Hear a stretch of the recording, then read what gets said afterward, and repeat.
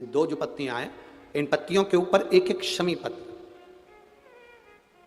और लाल चंदन ये रखकर कितना भी रोगीला व्यक्ति हो, रोग से ग्रसित व्यक्ति हो, जिंदगी में कितना ही दुख पड़ रहा हो, बेलपत्र की ये दोनों पत्ती जिसके ऊपर शमी पत्र रखकर लाल चंदन रखकर श्री हनुमान जी महाराज और हनुमान जी महाराज के तीसरे नंबर के भाई श्री गतिमान जी नीचे के क्रम में आते हैं श्री गतिमान जी। उन गतिमान जी और हनुमान जी का नाम लेकर जो शिवलिंग के ऊपर समर्पित कर देता है, रोग का निवारण होता ही है। ऑपरेशन को करवाने के लिए जा रहे हो, चाहे वो किसी भी चीज का हो, कैंसर जैसा हो, किडनी का हो, लीवर का हो, हाथ का हो, पांव का हो, नेत्र का हो, नासिका का हो, कर्ण छिद्र का हो, आप किसी भी चीज का यदि ऑपरेशन कराने के लिए जा रहे हो तो एक छोटा सा प्रयास जरूर करना। मार एक पान के पत्ते पर, पान जानते हो ना, खाने वाला जो पान आता है, पान का जो पत्ता होता है, पान के पत्ते पर शहद को रखकर उसमें थोड़ा सा चंदन, चंदन जो होता है, चंदन को घिसकर उसकी गोली बनाना है और गोली बनाकर उस पे शिवलिंग की आकृति जैसी बना देना उस शहद के ऊपर।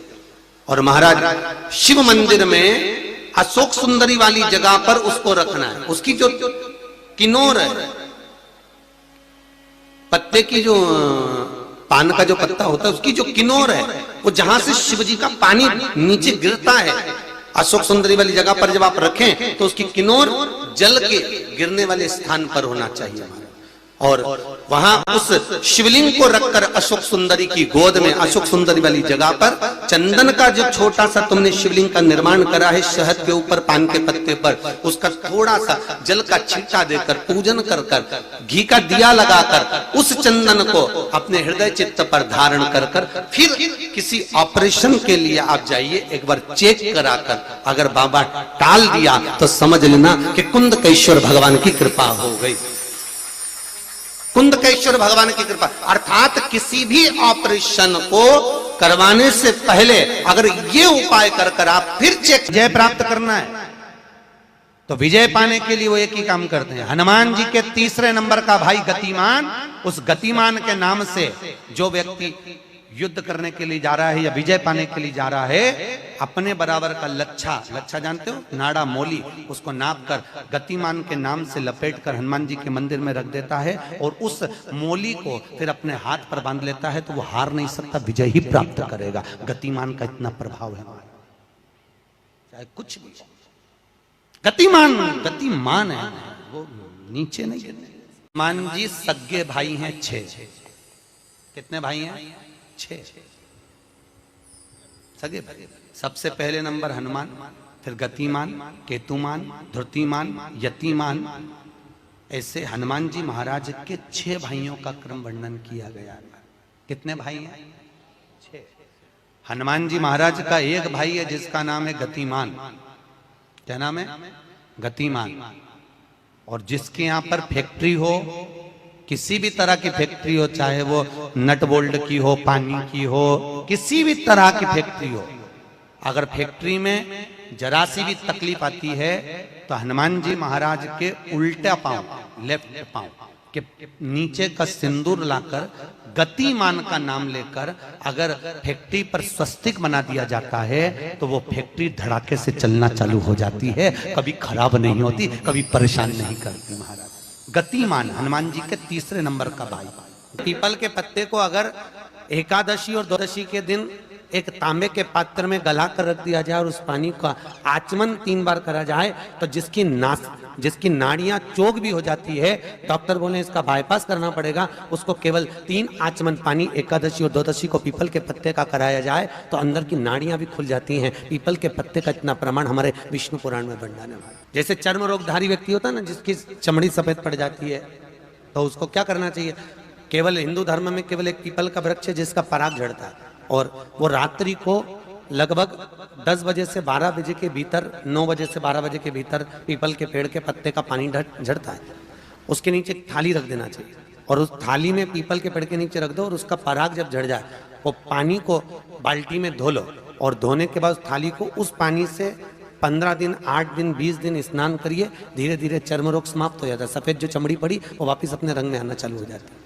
कोई डॉक्टर विवाह शादी में देरी हो रही हो, या कोई नया कार्य चालू कर रहे हो उसमें देरी हो रही हो, या कोई सर्विस के लिए नौकरी के लिए जा रहे हो और वो कार्य नहीं हो रहा हो, तो एक धतूरा, केवल एक धतूरा, उस धतूरे को फोड़कर उसके अंदर का फल निकालकर उस फल को शिवलिंग पर चढ़ाकर एक लोटा जल शंकर भगवान को समर्पित कर दिन होना चाहिए मंगलवार। कौन सा दिन होना चाहिए? जम के बोलो जरा, मंगलवार। उसके बाद में आप विवाह के लिए अगर समर्पित करे हैं तो विवाह में देरी नहीं होगी। व्यवसाय और व्यापार के लिए या नौकरी के लिए समर्पित करे हैं तो उसमें हम कई बार एक बात बहुत अच्छे से आपको वर्णन किए हैं कि कभी मौका लगे और आप किसी कंपटीशन एग्जाम में बैठ रहे हैं या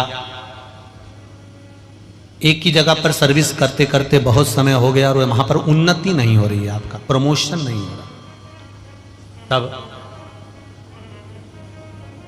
7 बेलपत्र केवल त्रिशूल का 3, जो त्रिशूल में 3 नोक होती है, पहले साइड की दोनों स्पर्श, फिर बीच का स्पर्श कर कर अपने हृदय की कामना कर कर अशोक सुंदरी वाली जगह पर मात्र चढ़ा देने पर भी व्यक्ति जिस जगह पर नौकरी कर रहा होता है उससे उसका प्रमोशन का चांस बढ़ जाता है और उसकी उन्नति की ओर अग्रसर होता है।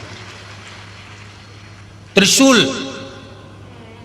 भगवान देवाधिदेव आनंद करने वाले महादेव के जो हाथ में आया है वो त्रिशूल कोई साधारण नहीं, स्वयं सूर्य नारायण की कला को काटकर बनाया, भास्कर देव की कला को काटकर। आरती के समय पर घंटी बजाई जाती है जिसको गरुड़ घंटी कहा जाता है। क्यों बजाते हैं? कारण क्या है? शिव महापुराण की ये राजा सिंह केतु की कथा का स्मरण करना कि उस घंटी का महत्व क्या है, क्यों बजाते हैं हम घंटी, किस लिए बजाते हैं? उसका कारण क्या है कि घंटी की आवाज जैसे ही परिवार के लोग, घर के लोग, कुटुंब के लोग श्रवण करें, दौड़कर उस आरती में सम्मिलित हो जाए। घंटी का नाद इसलिए करा जाता है कि कोई हमारे घर में नेगेटिव ऊर्जा हो वो चली जाए। घंटी का नाद इसलिए करा जाता है कि हमारा हृदय, चित्त, वृत्ति, मन, ये सब। शास्त्र को उठाकर यहां तक शास्त्र कहता है कि मंदिर में जो घंटी बजाई जाती है वो कभी क्रोध में नहीं बजाना चाहिए। मंदिर में अगर घंटी का नाद कर रहे हो, घंटी को बजा रहे हो तो क्रोध में नहीं, चिढ़कर नहीं। दुनिया के लोगों को ये नहीं कि मैं बहुत तेज बजाऊंगा, नहीं नहीं, दुनिया के यहां तक घर में भी जो घंटी बजाई जाती है उसका नाद परमात्मा को रिझाने का होना चाहिए, क्रोध नहीं, पड़ोसी को जगाने के लिए नहीं, दूसरों को जगाने के लिए नहीं, चिड़चिड़ कर कर नहीं, क्रोध कर कर नहीं, किसी से छुड़ा कर नहीं, कोई रस्सी नहीं छोड़ रहा तो उसे छुड़ा कर नहीं, नहीं नहीं। शिव महापुराण की कथा तो यहां तक कहती है कि अगर घंटी का नाद आपने करा है, भले धीरे से करा, प्रेम से करा, तो भगवान उसको श्रवण कर कर फल प्रदान करता है। और तुम तो सोचो कि मैं ही सबसे बड़ी भगत ने लिया पल्लू, बजा। भगवान भी सोचे कहां से आ गई भगत। हम आप लोगों से भी कहेंगे कभी एक बार प्रैक्टिकल करो, 1 वर्ष का। कोई भिक्षा मांगने वाला भी है ना, बहुत दरिद्रता उसकी जिंदगी में है, बहुत गरीबड़ा है, उसके पास खाने तक के लाले पड़ रहे हैं, तो हम उनसे एक निवेदन करेंगे कि प्रयास करो, 1 वर्ष ये 7 जगह हैं जहां पर कभी एक जगह का नियम बना लो, या तो बेलपत्री के पेड़ के नीचे, या शमी के वृक्ष के नीचे, या पीपल के वृक्ष के नीचे, या आंवले के वृक्ष के नीचे, या वट वृक्ष के नीचे, या शंकर भगवान के शिवालय में, या अपने घर के दरवाजे के बाहर। ये 7 स्थान हैं, इसमें से कोई एक स्थान आप चुन लो। एक दिन भी नागा नहीं होना चाहिए, एक दिन भी कैंसिल नहीं होना चाहिए, एक दिन भी उसमें कहीं अड़चन नहीं आना चाहिए। 1 वर्ष ये 7 स्थान में से कोई एक स्थान पर 1 वर्ष तक रोज शाम के समय प्रदोष काल में दिया लगाना चालू करो, भले वो दिया 2 मिनट जले, पर प्रदोष काल में अगर तुमने एक जगह का भी नियम ले लिया 1 साल का, फिर हमको बताना कि मेरे कुबेरेश्वर बाबा ने तुम्हारे घर में संपदा की कमी तो नहीं रखी, वो भंडार भरने में कमी नहीं रखी। गुरुजी, हमारा बुरा वक्त आया तो हमारे रिश्तेदारों ने साथ छोड़ दिया, रिश्तेदार बदल गए, हमारा थोड़ा सा व्यापार डाउन गया गुरुजी, हमारे परिवार के लोग बदल गए। अच्छा, आपसे पूछें, जरा उत्तर देना कांकेर वालों, सब लोग, बुरा वक्त आया तो रिश्तेदार बदल गए, बोलो बदले कि नहीं बदले? बुरा वक्त आया तो अपने बदल गए, बदले कि नहीं बदले?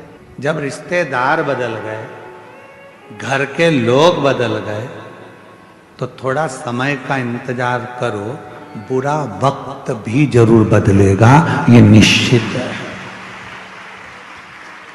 बुरे वक्त में जब रिश्तेदार बदल जाते हैं, बुरे वक्त में जब अपने बदल जाते हैं, बुरे वक्त में जब सगे बदल जाते हैं, तो थोड़ा सा इंतजार करना, शिव जी को 1 लोटा जल चढ़ाते रहना, बुरा वक्त भी एक दिन जरूर बदल कर ही रहेगा, होगा। अभी लोग ताना देते हैं, गाली देते हैं, तेरा पति ऐसा, तेरी पत्नी ऐसी, तेरे रिश्ते ऐसे, तेरे नाते ऐसे, बताओ तेरे पति ने यह कर दिया, तेरी पत्नी ने यह कर दिया, तेरे बेटे ने यह कर दिया, तेरे बेटी ने यह कर दिया, तेरे रिश्तेदार ने, लोग ताने देते हैं, रिश्तेदार भी ताने देते हैं, कुटुंबी भी ताने देते हैं। एक समय ऐसा आएगा, सब बुरे होंगे तो भी तेरे आगे भी लोग हाथ जोड़कर खड़े होंगे, जब शंकर करुणा करेंगे, जब शिव कृपा, जब शिव दया,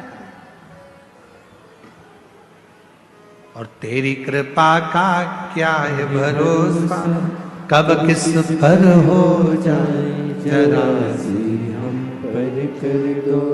होता है, समय बदलता है, ऐसा समय बदलता है कि लोगों के समझ में नहीं आता कि इस समय का हो क्या रहा, हो क्या, ये बदल कैसे बदल? एक बात आप लोगों से कहें, एक मक्का का खेत था, मक्का लग रही थी, मक्का बोने वाला जो किसान था, मालिक, वो ध्यान रखता था पूरी फसल का, कभी कभी बंदर आ जाते थे तो उनको भगा देता था। अब एक दिन मक्का लग रही है खेत में, और मक्का लगाने वाला जो मालिक था, भगाने वाला जो मालिक था, वो मर गया। सारे बंदरों को मालूम पड़ गया कि वो मालिक मर गया। बंदर सारे खुश हो गए, मालिक मर गया, खूब मक्का खाओ, खूब खेत मचाओ, खूब खेत बर्बाद करो। उसी में एक चतुर बंदर बैठा था, उसने कहा, अब मचा कर और खाकर करोगे क्या? आज तो मचा लोगे, खा लोगे, पर उस खेत को बोने वाला, फसल लगाने वाला ही, फसल लगाने वाला ही जब मर गया, तो आने वाले साल में न मक्का लगेगी, न खेत बुआएगा, तो फिर मक्का कहाँ से खाओगे, कहाँ से? बुरा सोचने वाले सोचते रहते, अच्छा हो गया इसके साथ ऐसा हो गया, अच्छा हुआ इसके साथ ऐसा हो गया। अरे शिव महापुराण की कथा कहती है, जब हमारा कोई सनातनी, हमारा कोई सनातन धर्म को धारण करने वाला, हमारे सनातन को कोई आगे बढ़ाने वाला, जब सनातन को आगे बढ़ा रहा हो, तो सबको एकजुट होकर खड़े होना चाहिए, जिससे हमारा सनातन धर्म मजबूत हो सके, सनातन धर्म मजबूत हो सके। महाराज कौन सा है?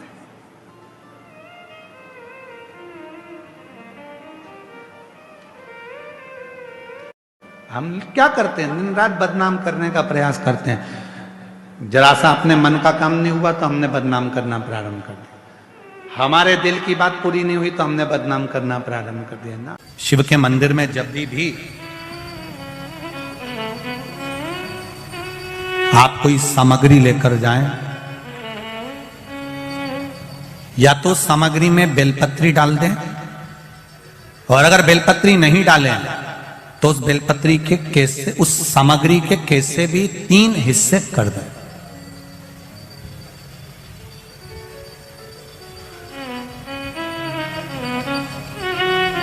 शिव महापुराण की कथा कर रही है, एक भाव वर्णन किया है।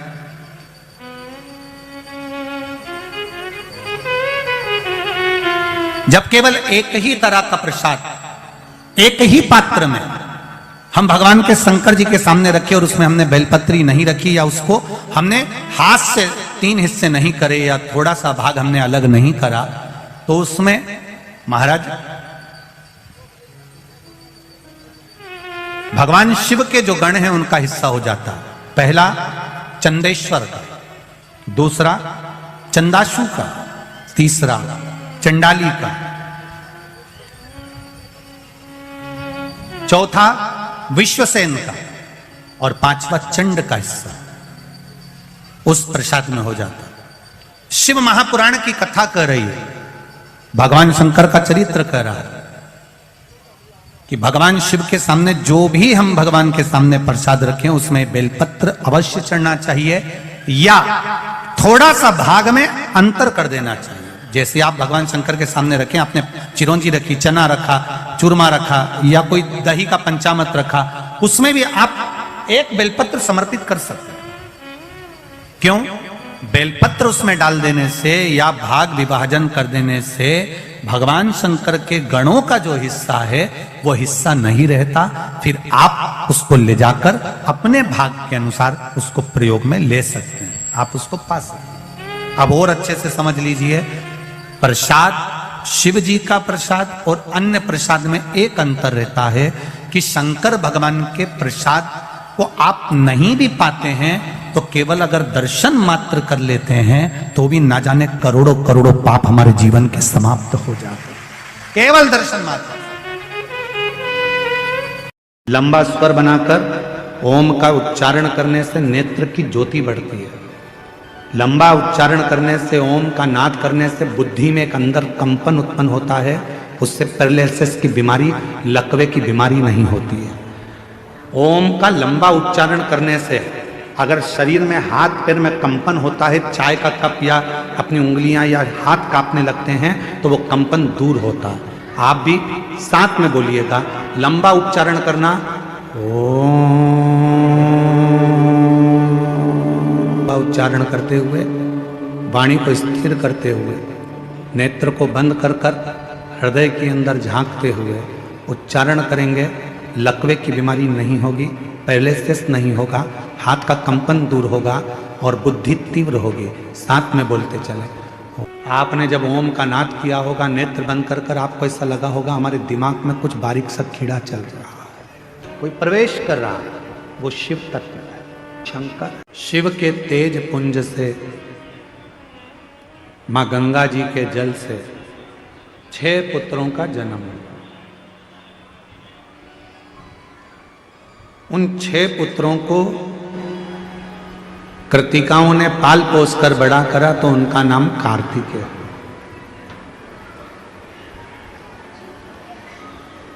कार्तिकेय कौन? भगवान शिव के पुत्र। कहते हैं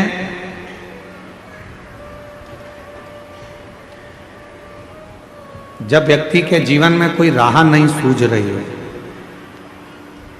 कोई मार्ग नहीं मिल रहा हो, तब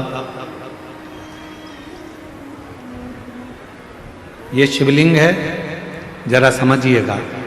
एलईडी पर आपको दिखाया जा रहा है, मान लो ये शिवलिंग है, ये जलाधारी है, ये जल यहां चढ़ाते हो तो वो पानी बहकर इधर आता है, जल बहकर इधर आता है।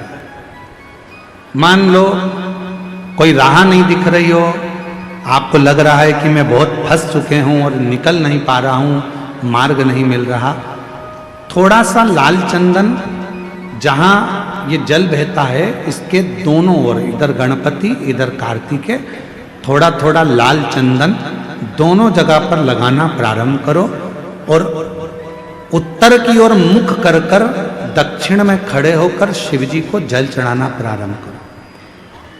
3 या 4 दिन तक आपने अगर दोनों जगह पर चंदन लगाकर दक्षिण में खड़े होकर उत्तर की ओर मुख कर कर भगवान के शिवलिंग पर जल चढ़ाया, पहले लगाना चंदन दोनों ओर लाल और फिर जल चढ़ाना।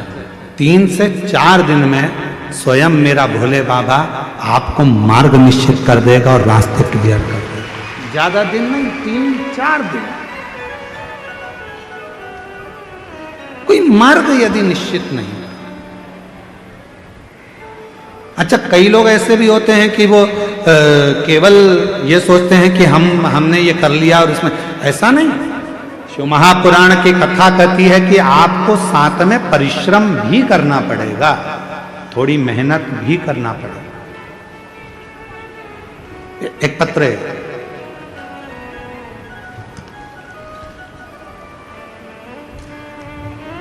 एक्सीडेंट हुआ था और उसकी बॉडी काम नहीं कर रही थी, शरीर पूरा काम करना बंद कर दिया था और ब्रेन में इतनी चोटें आई थी कि ब्रेन में शुद्ध नहीं था, स्वयं की श्वास नहीं ले सकता था, ब्रेन काम नहीं कर रहा था, शरीर पूरी तरह से बेकार हो चुका था। डॉक्टर ने जिसको पूर्ण तरह से घर ले जाने का कह दिया था। अब इस पत्र को पढ़ेंगे। मेरा नाम श्रीमती